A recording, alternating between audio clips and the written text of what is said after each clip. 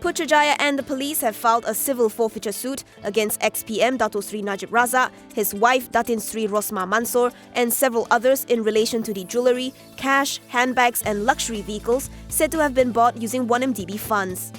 This follows 2 notices of motion and supporting affidavits filed at the KL High Court yesterday to seize a total of 711 million ringgit worth of items from these individuals, including their children Noryana Najwa and Nur Ashman Raza, along with Najib's stepson Riza Aziz.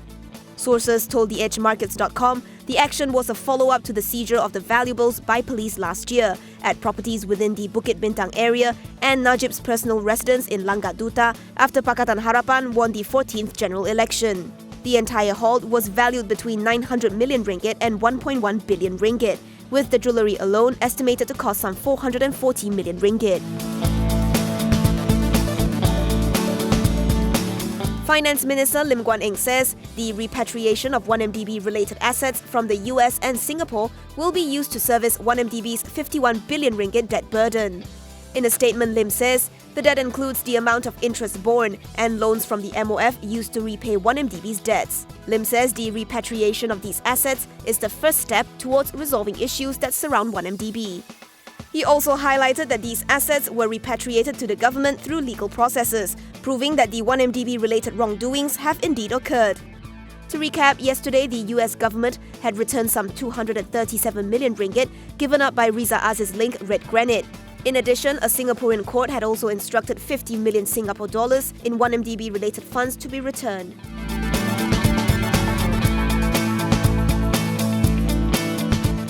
Alliance Bank Malaysia and BIMB Holdings are deemed financial services providers that will be most affected by Bank Negara's move to cut the OPR to 3% from 3.25% yesterday.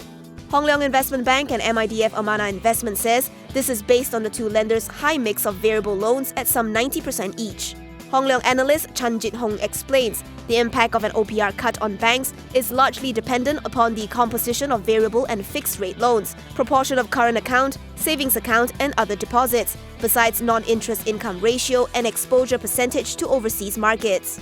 He says Affin Bank and AMMB Holdings would be the least affected by the OPR reduction. Meanwhile, MIDF Amanah Investment Bank analyst Imran Yassin Yusof expects earnings for banks to decline by 3% on average due to short-term pressure on net interest margin, although the impact will not be significant. He expects Maybank and Affin Bank to see a more muted impact.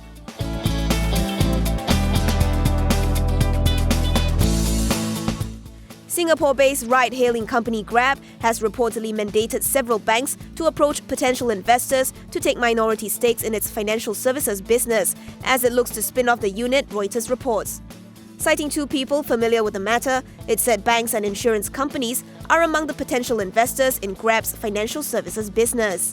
The plan is still in an early stage. According to the source, Grab was looking to raise less than 500 million USD through its spin-off. The source explained that this is more about getting in strategic investors than just raising funds, adding that Grab is still keen to keep control of the unit.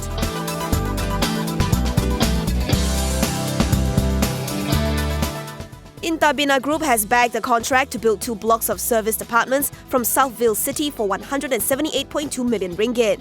In a Bursa filing, its wholly owned unit Taberna accepted the letter of award on Monday. 1 block comprises 329 units of service apartments and 148 units of affordable service apartments.